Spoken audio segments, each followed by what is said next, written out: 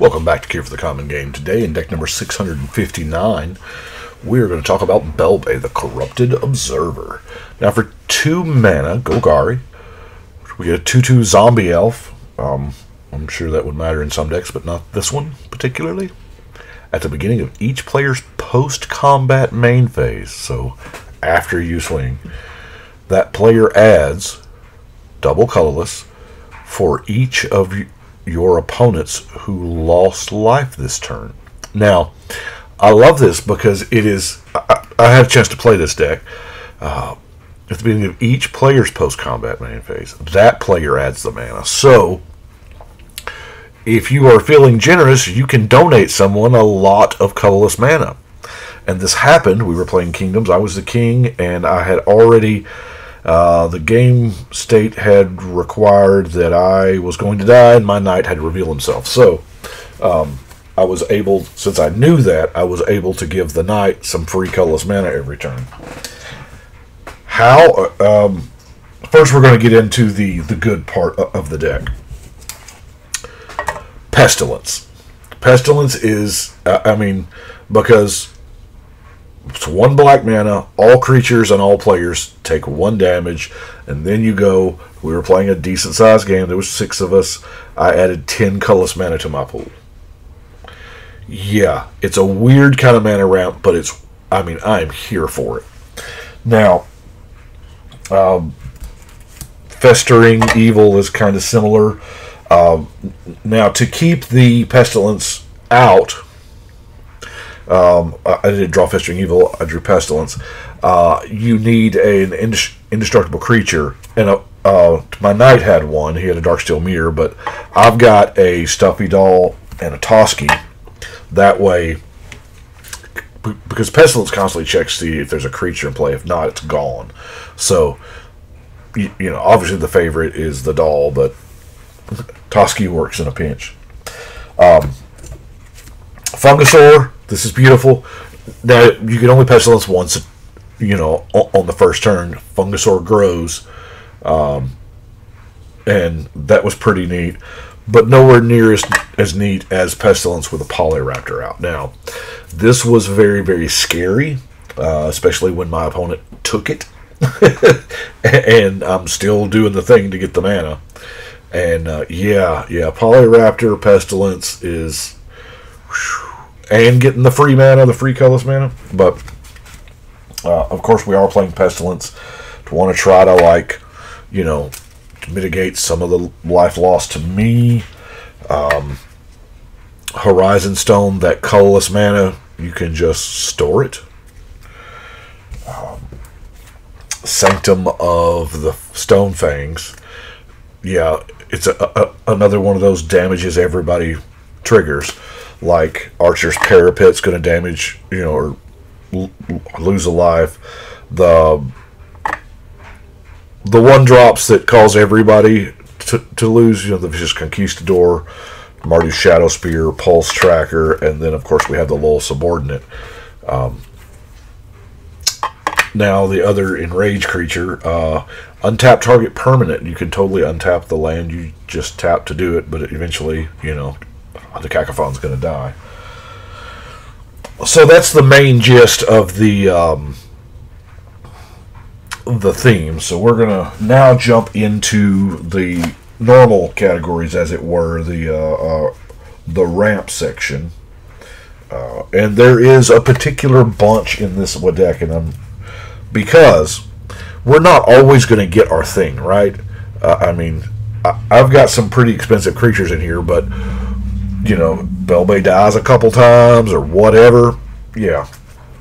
So we have a Rampant Growth, a Leyline Prowler, not bad, Elves of Deep Shadow, Golgari Cluestone, Hedron Crawler. The Hedron Crawler, tapping to add that colorless is very important because I am running 3 wastes in the deck so that I can dependably get colorless mana, because we have some things that call for it. A Spectral Searchlight, Golgari Signet, Farhaven Elf can also go get that waste, like Search for Tomorrow, Burnished Heart, Explosive Veg, Moss Diamond, Charcoal Diamond, Golgari Locket, Palladium Mirror, and Elvish Mystic. The Palladium Mirror especially because it does tap for double Wingdings. You know, a little bit of card draw, Sign in Blood. Siphon Mine, I think, is underrated as a card draw spell. Yes, it hits the whole table, and it's not real popular, but most of the time, a turn or two people have forgotten about it, and you're still up 3 or 4 cards. Harmonize, Underworld Connections, and Rite of Flourishing. Now, the big creature part is, I did manage in that game, I drew an Inbringer, which is kind of cool, Plinking and whatnot. I did manage to kill a Narset with it. Ulamog's Crusher, Hand of Emrakul, Bane of Balaged, Havoc Sower. This is nice. +2/+1 for 2 colorless. If you can activate it for the free 4 or 5 times a turn, it's kind of not bad. Wildwood Scourge. Just a giant X-Spell creature. Yeah. Whenever 1 or more 1/1 counters are put on another non-Hydra creature you control, this gets a counter. So, this is like one of the few Hydras that don't want to be around other Hydras.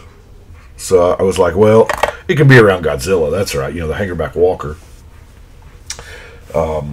Now, since we are playing Pestilence and whatnot, it is a thing that we want to try to get. That's why I have a Diabolic Tutor. Urban Burgeoning, you put this on a swamp so that you can reliably Pestilence for 1 every turn if you want to. The Sanctum, the Green Shrine. Figured I was playing the black one, the green one adds mana, so why not? And then the Exoskeletal Armor. A lot of creatures are going to end up dying. There's going to be creatures, and this is the number of creature cards in all graveyards, so that can be a fairly large number. So let's look at some removal. We're going to start off with the big colorless one, Scour from Existence. Not exceptional, but if we've got free mana laying around, it might be. Naturalize, Putrefy, Death Sprout, Doomblade, Murder, the 2 vows, Vow of Torment and Vow of Wilderness. If it's not, if it ain't coming at me, it's not my problem. Ruinous Path, Terror, Casualties of War, Acidic Slime, and I don't know if some folks would call Tormod's Crypt removal or not, but I do. It's kind of like removal, kind of like discard, because when it matters, it matters a lot. And it just about always matters. I mean, graveyards are second hands. So, yeah.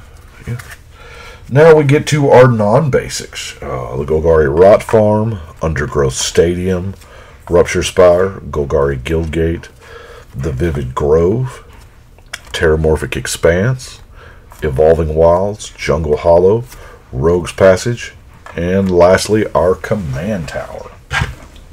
So that is Belbe. I don't. Like I said, I've only had a chance to play it once. It was a ton of fun. The Polyraptor Pestilence thing, it got shut down fairly quickly. Well, I say shut down. It stole it, and that didn't actually stop me from, continuing to activate the Pestilence. But it was a ton of fun when I did play it. So, had a blast. But that is 659. We're getting close to another row, ain't we? So, we'll put 659 on the wall. And as usual, the deck list is down below on Tapped Out. And oh my gosh, I need a haircut. It's starting to lay down. Anyway, I do appreciate y'all watching, liking, subscribing, all that jazz. Thank you very much. And we're going to shuffle and cut.